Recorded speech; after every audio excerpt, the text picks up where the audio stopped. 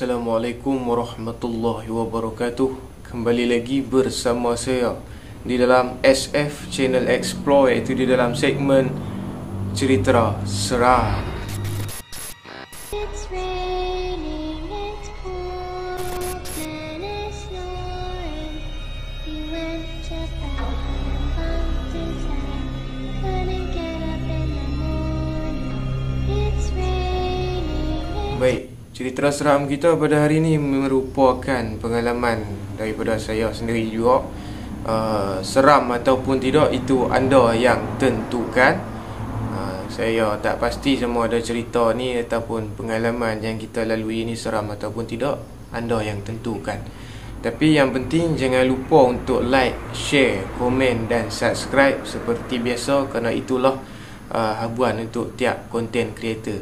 Terima kasih kepada yang selama ini sudi menonton, yang dah subscribe, dan juga yang baru, jangan lupa untuk subscribe dan tolong share video ni kepada sahabat anda andai anda rasa video ni menarik bagi anda. Jadi tanpa buang masa, jom kita masuk ke dalam cerita seram kita pada hari ini yang bertajuk Pengalaman Seram di Puncak Janin, Kedah.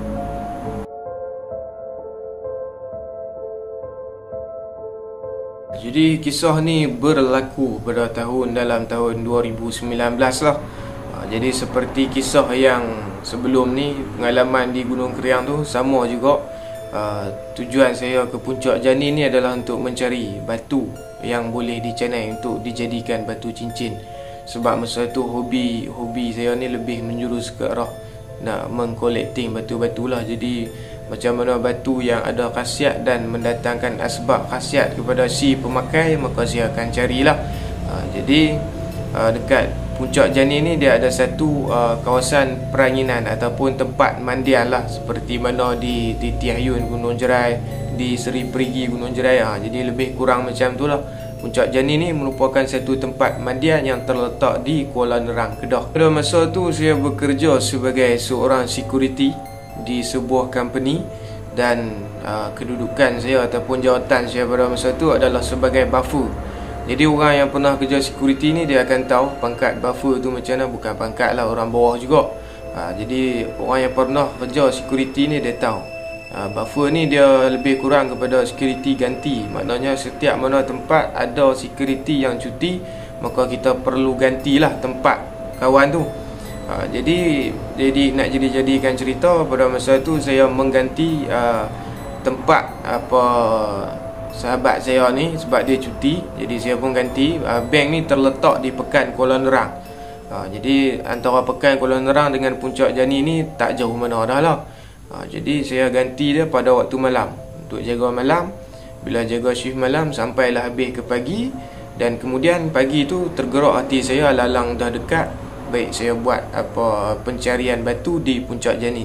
Kemudian bila menjelang pagi, dalam pukul 8 pagi lah, saya terus bertolak ke Puncak Janin. Jadi bila sampai sahaja di kawasan Puncak Janin tu, memang berkabus. Mungkin sebab waktu pagi lah kan, memang berkabus yang amat tebal, dan suasananya tu pun agak lain macam. Sebab saya seorang saja dekat tempat tu, sebab waktu pagi kan, takkan ada orang nak mandi kat situ waktu pagi macam ni, betul tak? Jadi saya pun teragak-agak sebenarnya, betul ke aku nak mencari batu kat sini kan. Rasa seperti macam tak sedap hati lah kan. Tapi kita cuba clearkan fikiran kita tu daripada pemikiran negatif. Sebab dah orang Kedah kata mai-mai dah kan, takkan tak cari. Jadi bila dah sampai dah. Jadi kita ambil keputusan untuk cari jugalah. Saya pun park motosikal dekat bahagian atas tu dan teruskan perjalanan menuju ke aliran sungai Puncak Janin tu ataupun air terjun lah. Jadi dekat situ memang banyak batu-batu, dan boleh dikatakan dekat bahagian dalam tanah yang ada di kawasan Puncak Janin ni ada batu quartz. Nak sebut pun susah, batu quartz ni. Batu quartz ni banyak kat situ. Memang banyak ada dalam kawasan batu-batu, tapi masa tu kita punya target adalah nak batu yang orang kata grade yang elok lah, yang clear. Jadi kita pun turunlah di kawasan aliran air tu untuk mencari batu. Tapi dari mula saya sampailah ke saya berjalan masuk ke dalam kawasan Puncak Janin ni, memang rasa tak sedap hati. Bila masuk saja ke kawasan Puncak Jani ni, ibarat ada satu, ataupun ibarat kita merasakan yang kita sedang diperhatikan oleh ramai orang yang datang daripada dalam hutan tu. Sebab dia Puncak Jani ni kawasan hutan simpan lah. Atas tu dia kawasan hutan simpan, memang hutan yang tebal lah. Tak apa, kita pun teruskan pencarian batu kita. Jadi saya pun dalam masa mencari tu, kita cari satu demi satu, dan di sinilah ada berlakunya sedikit gangguan. Masa saya sedang mencari batu tu, saya mendengar suara seperti kanak-kanak sedang bermain datang daripada arah dalam hutan tu. Mungkin saya rasa mungkin tersilap dengar, jadi saya abaikan. Dan kemudian bunyi lagi, ibarat suara kanak-kanak mengekek sedang bermain datang daripada dalam hutan. Jadi saya berfikiran positif lah, mungkin ada kampung di dalam tu kan. Tetapi kalau difikirkan balik, kawasan hutan simpan, mana nak datangnya kampung dalam tu kan. Tapi tak apa, saya pun teruskan mencari. Walaupun masa tu kalau ikut hati tu rasa dah macam nak terkeluar dan memang nak cabut dari situ, tapi kita tahan juga, kita teruskan mencari lagi. Dan kemudian dengar pula lagi satu suara seperti orang sedang mengaji, ataupun suara macam suara speaker yang kita dengar daripada surau dan masjid pada waktu maghrib. Jadi kita pun fikir, takkan ada orang mengaji dekat area ni. Sebab setahu saya dekat kawasan Puncak Jani tu dia memang jauh daripada kawasan masjid.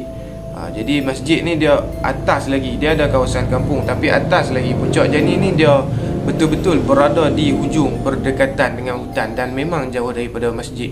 Dan kedengaran suara seperti orang sedang mengaji, memang bunyi yang nak cakap jelas tu tak berapa jelas, dia hanya sayup-sayup saja. Tapi tak apa, kita abaikan lagi dan teruskan mencari lagi. Dan selama saya teruskan mencari itu, memang bunyi yang sama ada juga berbunyi, tapi tak lama, hanya sekejap. Sekejap berbunyi, sekejap diam, sekejap berbunyi, sekejap diam. Jadi saya pun mulalah merasakan semakin tak sedap hati. Tapi tak apa, saya teruskan lagi mencari. Saya cuba, orang kata apa, ubah pemikiran kita tu menjadi lebih positif. Jadi kita teruskan mencari. Bila dah dapat semua batu-batu yang macam saya nak, saya masukkan dalam beg. Dan saya pun ambil keputusan untuk bergerak dari kawasan tu. Sebab memang betul-betul rasa tak sedap hati. Sebab setiap bunyian yang datang tu memang daripada dalam hutan.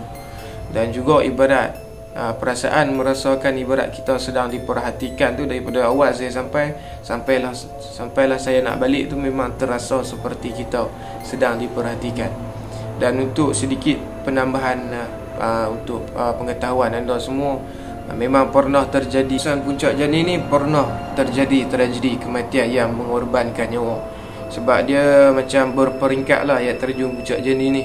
Dekat kawasan atas sekali ujung dia memang ada satu kolam, macam jadi satu kolam lah yang memang agak dalam dekat situ. Dan juga menjadi salah satu kegemaran orang-orang area sini. Kalau pergi Puncak Jani memang akan mandi di situ lah, sebab dekat situ kawasan dia agak dalam.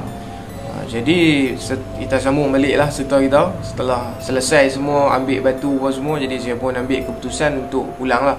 Jadi dah naik motosikal apa semua. Dalam perjalanan balik tu, minyak motor saya memang tak mencukupi dan nak habis.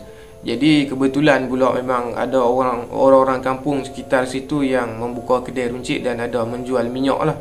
Jadi saya berhenti di kedai runcit tu dan untuk mengisi minyak. Dan kemudian pakcik yang owner kedai ni pun bertanya lah, adik daripada mana kan. Jadi saya beritahu lah, saya daripada Alustar. Saya datang ke sini, sajalah datang ke sini bersantai-santai. Jadi pakcik tu pun tanya, buat apa dekat sini pagi-pagi? Cuma saya beritahu saya mencari batu untuk dijadikan batu cincin lah. Saya beritahu macam tu lah dekat pakcik owner kedai ni. Dan kemudiannya pakcik tu pun berkata, pakcik ni ceritalah sikit orang-orang area sini ataupun yang pernah, yang tahu pasal Puncak Jani ni memang tak berani nak ambil batu dekat area tu. Sebab memang dah terjadi banyak kes, setiap orang yang ambil batu di Puncak Jani ni bawa balik, memang akan terjadi masalah. Dan ibarat seperti mereka diganggu, dan batu-batu yang diorang ambil tu perlu dihantar semula ke tempat asal dia. Jadi ini yang diceritakan oleh pakcik inilah. Jadi bila saya pun dengar cerita yang macam tu, memang rasa betul-betul tak sedap hati. Tapi benda batu kita dah ambil kan, takkan saya nak pulangkan semula. Lagipun jarak kedai tu dengan Puncak Janin agak jauh. Jadi kalau nak patah balik pun, sebab kita dengan letih baru habis kerja apa semua kan, jadi saya pun ambil keputusan untuk bawa balik juga batu tu. Dan dalam niat hati kita, la haula wala quwata illa billah, kita berserah sepenuhnya urusan kita kepada Allah. Sebab walau apa pun, batu dan sebagainya, mana-mana tempat sekalipun hanya milik Allah Subhanahu Wa Taala. Jadi niat kita ambil batu tu bukan niat yang tak elok, sekadar untuk dijadikan perhiasan, batu cincin untuk kita pakai lah. Jadi alhamdulillah lah, sampai sepanjang saya bawa balik tu, malam tu boleh dikatakan tak terkena gangguan. Cuma kita asyik terfikir kata-kata pakcik tadi tu, memang jadi susah untuk tidur lah. Tapi alhamdulillah tak ada berlaku apa-apa gangguan sampailah ke hari ini. Pengalaman bapak saudara saya sendiri pun pernah terkena di Puncak Janin ni. Cerita yang sama, bapak menekan bapak saudara lah. Bapak saudara saya ni dia bawa balik batu daripada Puncak Janin ni. Memang masa tu anak dia ni kecil lagi. Memang anak dia ni tak berhenti-henti menangis. Jadi dia orang ni pergilah jumpa seorang perawat, dan perawat tu memberitahu batu yang diambil tu harus dipulangkan semula ke tempat dia. Jadi kalau tidak, anak dia akan terus menangis lah, seperti ada yang ikut dia balik ke rumah apabila dia bawa balik batu tu.